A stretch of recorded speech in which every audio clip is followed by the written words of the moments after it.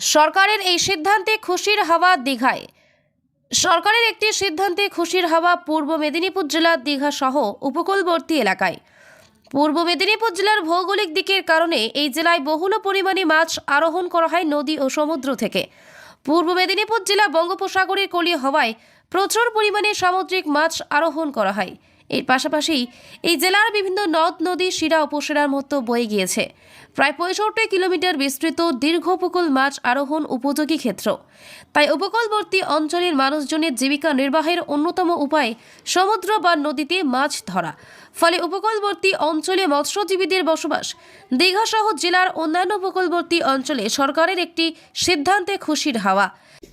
এবারের বাজেটে নদী সমুদ্রে যারা মাছ ধরতে যান সেই সমস্ত মৎস্যজীবীদের জন্য একটা ভাতার কথা ঘোষণা করা হয়েছে, যেটা একটা মৎস্যজীবী সংগঠনের সম্পাদক হিসাবে বা মৎস্যজীবীদের প্রতিনিধি হিসেবে আমি খুবই আনন্দিত।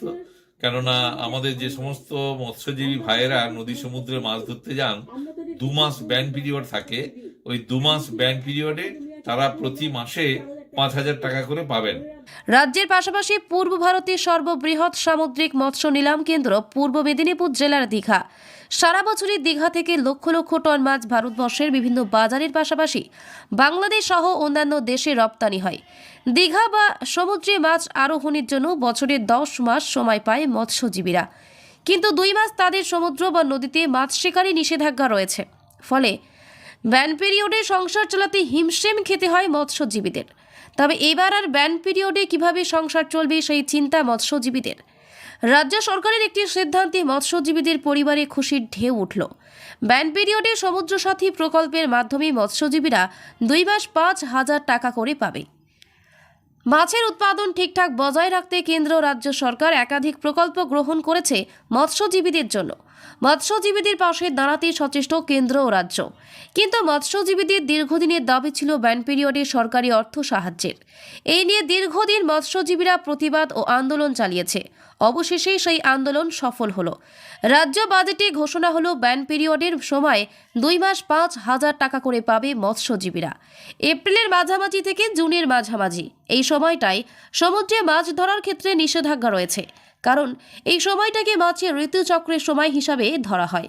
ফলে এই সময় সমুদ্র বা নদীতে মাছ আরোহণের ক্ষেত্রে কড়া নিষেধাজ্ঞা জারি রয়েছে। আর তাই মৎস্যজীবীদের জন্য এই প্রকল্পের ঘোষণা করা হয়েছে। ব্যান পিরিয়ডের সময় 2 মাস মৎস্যজীবীরা পাবে সরকারি আর্থিক সাহায্য। আর তাতেই খুশি দীঘায় মৎস্যজীবীরা।